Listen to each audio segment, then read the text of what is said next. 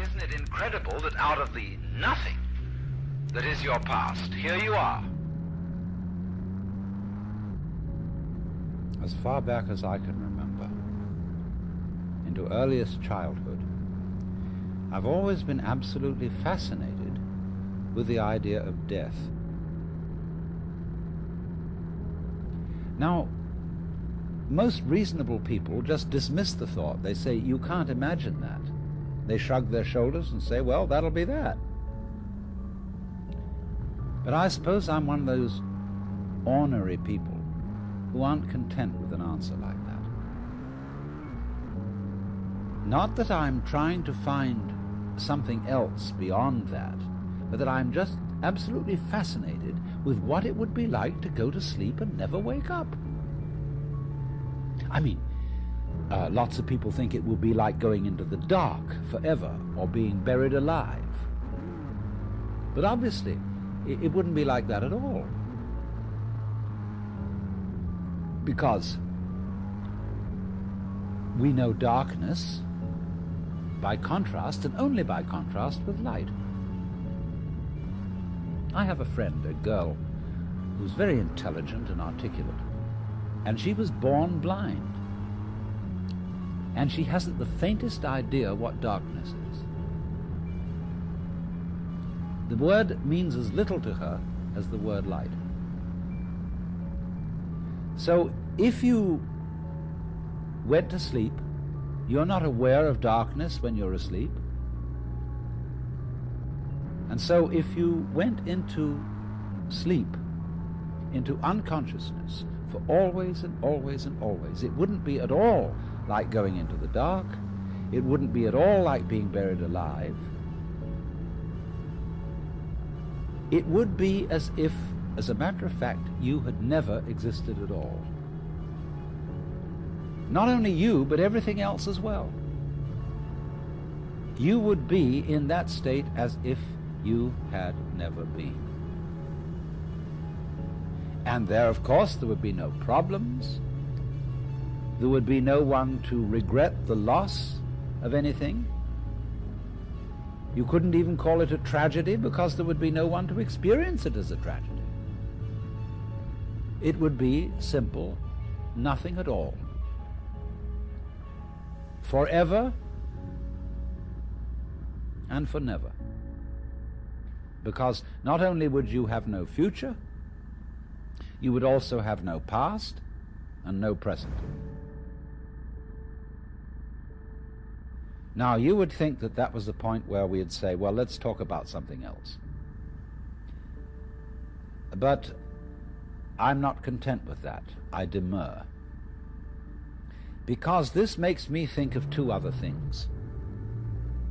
This state of nothingness makes me think, first of all, the only thing I get anywhere in my experience that's close to nothingness is the way my head looks to my eyes. Because I seem to feel that there is a world out there, as it were, confronting my eyes. And then behind my eyes, there isn't a black spot. There isn't even a hazy spot. There's nothing at all. I'm not aware of my head, as it were, as a black hole in the middle of all this luminous visual experience. It doesn't even have very clear edges because the field of vision is an oval. And if I run my fingers along my field of vision, it's like this. And this is the point where my fingers just disappear from sight. Vague edged. But then behind this oval of vision, there is nothing at all. Just from the sense of sight. Of course, if I use my fingers and touch, I can feel something behind my eyes. But if I use the sense of sight alone, there's just nothing there at all. Nevertheless, out of that blankness, I see. Well, that's the first thing it makes me think of. Now, the next thing it makes me think of is this. If, when I'm dead, I am as if I never had been, then that's the way I was before I was born. Because just as if I try to go back behind my eyes and find what is there, I come to a blank. If I try to remember back and back and back and back, I've got my earliest memories, and then behind them, nothing. Total blank. But just as I know there's something behind my eyes by using my fingers on my head, so I know through other sources of information that before I was born there was something going on. There were my father and my mother and their fathers and mothers and the whole material environment of the earth and its life out of which they came, and behind that the solar system, and behind that the galaxy, and behind that all the galaxies, and behind that another blank, space. So I reason that if I go back when I'm dead to the state where I was before I was born, couldn't I happen again? You know, what has happened once can very well happen again. If it happened once, it's extraordinary. And it's not really very much more extraordinary if it happened all over again. So in other words, I do know for certain, because I've seen people die, and I've seen people born after them, that at any rate, after I die, not only somebody, but myriads of other beings will be born. That I know. We all know that. There's no doubt about it.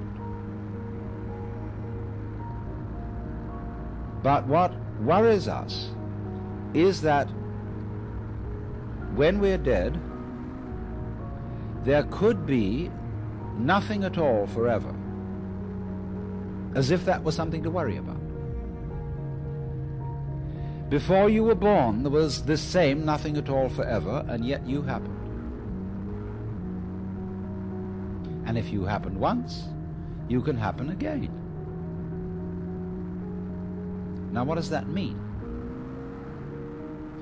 Well, we'll get at it first in its very simplest way, and to explain myself, I must invent a new verb. This is the verb to I. And in the first place, we'll spell that with the letter I, but instead of having it as a pronoun, we'll call it a verb. The universe eyes. It has eyed in me, and it eyes in you. Now let's respell the word E-Y-E. When I talk about to eye something, it means to look at something, to be aware of something. So we'll change the spelling and we'll say the universe eyes. It becomes aware of itself in each one of us. And it keeps on eyeing. And every time it eyes, every one of us in whom it eyes feels that he is the center of the whole thing. And that I know that you feel that you are I in just the same way that I feel that I am I. And we all have the same background of nothing. We don't remember having done it before. And yet it has been done before, again and again and again, not only before in time, but all around us everywhere else in space is everybody is the universe eyeing. Now look, let me try and make this clearer in this way. When I say it's the universe eyeing, who is eyeing? What do you mean by I? Well, there are two things you can mean by it. On the one hand, you could mean what's called your ego, your personality.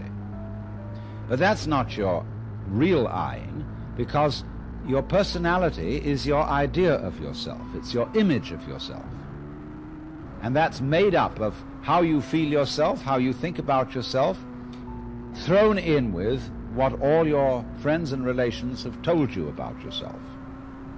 So your image of yourself, however, obviously isn't you, any more than your photograph is you, or any more than the image of anything is it. all our images of ourselves are nothing more than caricatures. They contain no information, for most of us, on how we grow our brains, how we work our nerves, how we circulate our blood, how we secrete with our glands, and how we shape our bones. That isn't contained in the sensation or the image we call the ego. So obviously then, the ego image is not myself. So myself contains all these factors that we could say the body is doing: the circulation of the blood, the breathing, the electrical activity of the nerves. All this is me, but I don't know anything about it. I don't know how it came together. I don't know how it's constructed. And yet, I do all that. If it is true also to say, I breathe, I walk, I think, I am conscious.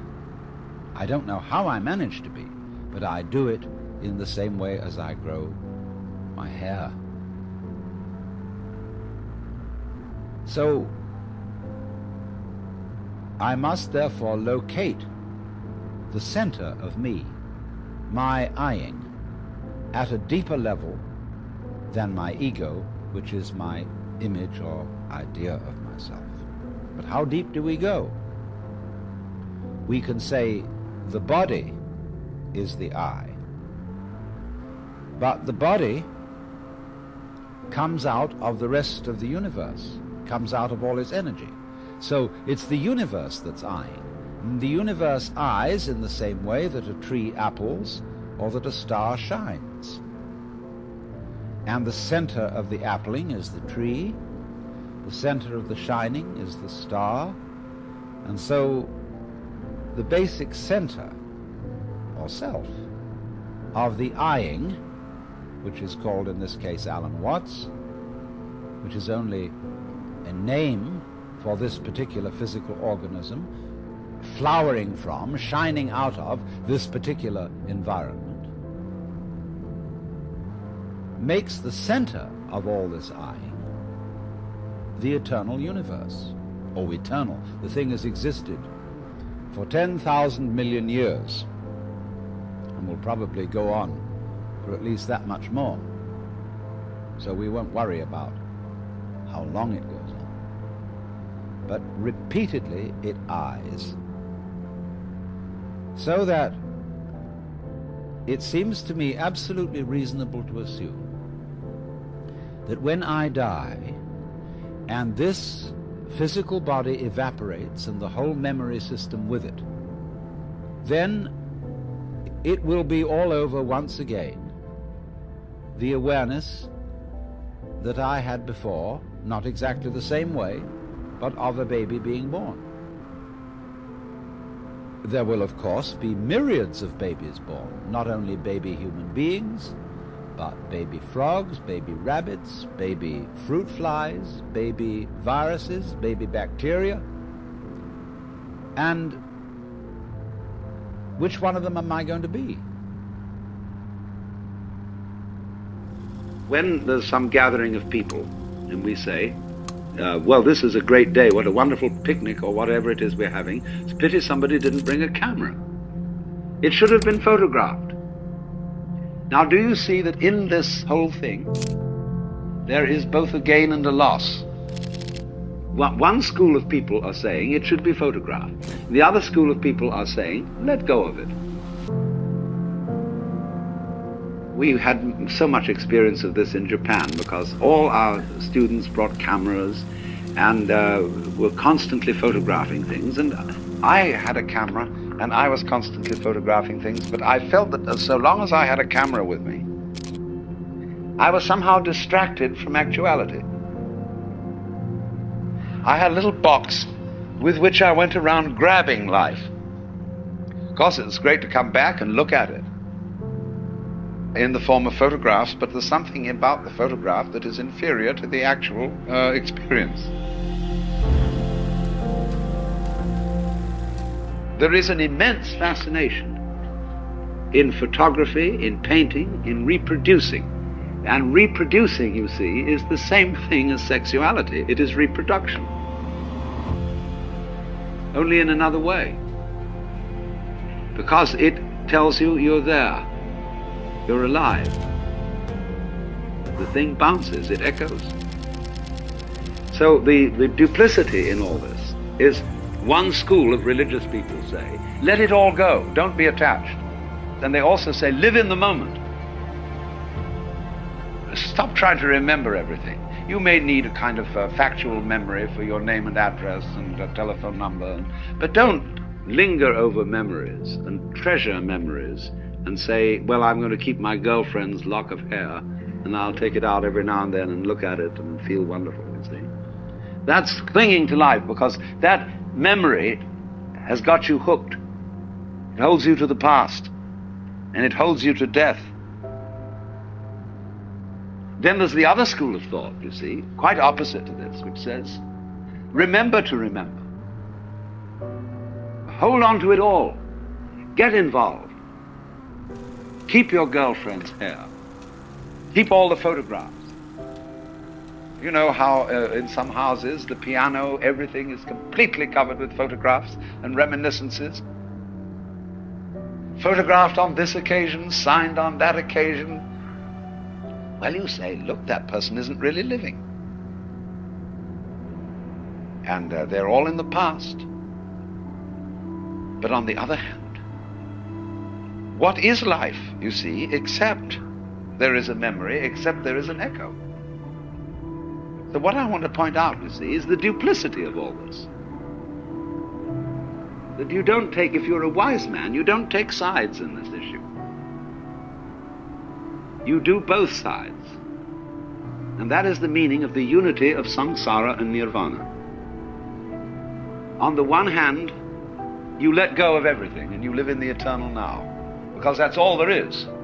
See, memory is an illusion. It's all gone. So everything you know about that makes an impression on you is no longer there. That's the meaning of Maya. There is only the eternal now. There is only the present moment, and never will be anything else.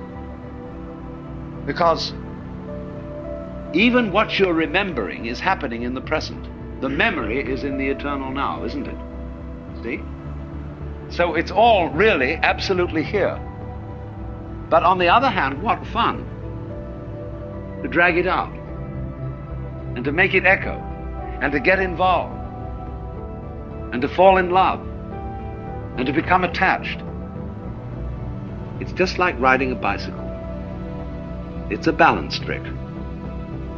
You suddenly find yourself falling over one way, well, you balance that, you turn into that direction, and you stay up. And so in the same way, when you find yourself becoming too attached to life, you correct that with the realization that there is nothing except the eternal now. Then when you feel that's all right now, you see, you're safe again, once more you go and get attached. Or you get involved, you get concerned about some enterprise, social, political, amorous, scholarly, artistic, whatever it is, you get involved. And the two always go together. So this is the meaning of this symbolism. Memory has caught you, and you think it's all really there, and you don't realize there's only the eternal now.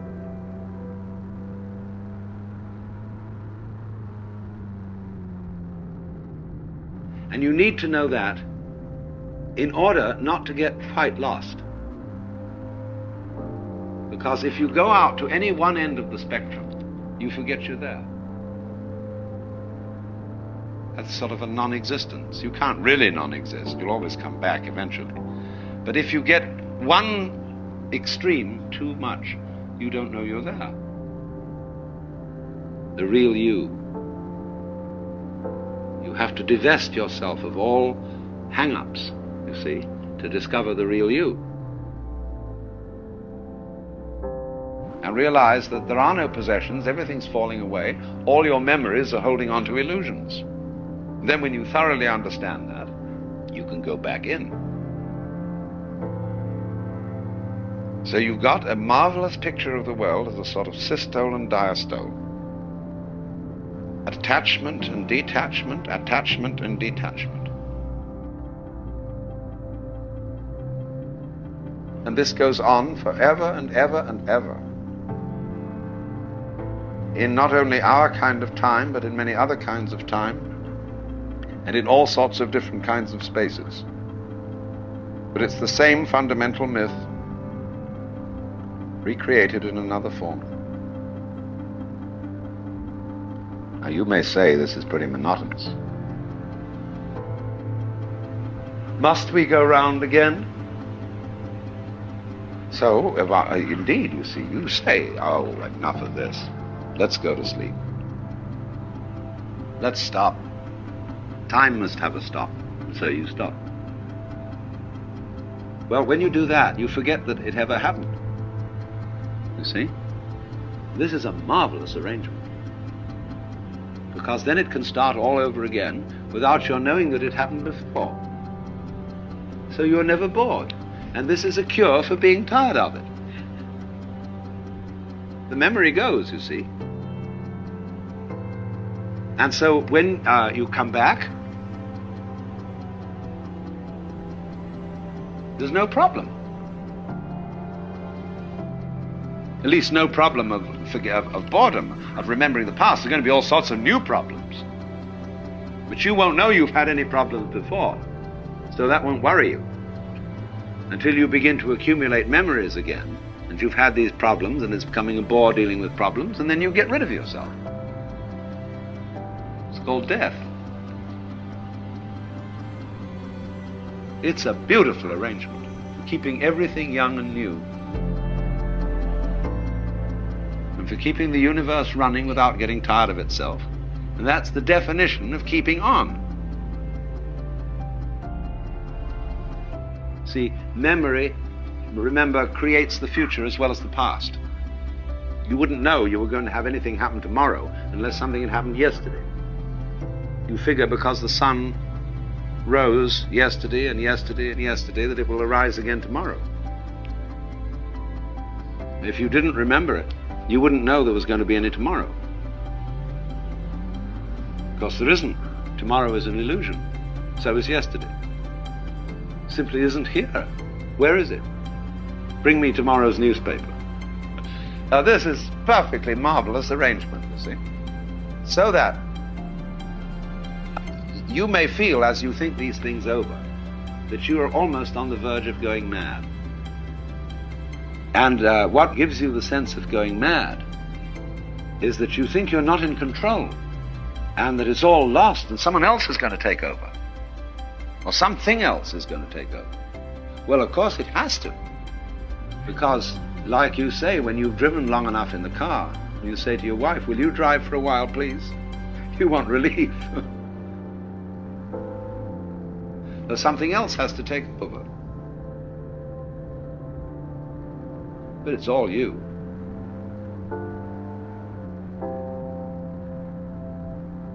So do you see that the nature of being is constructed in this extraordinarily fascinating way? It constantly renews itself,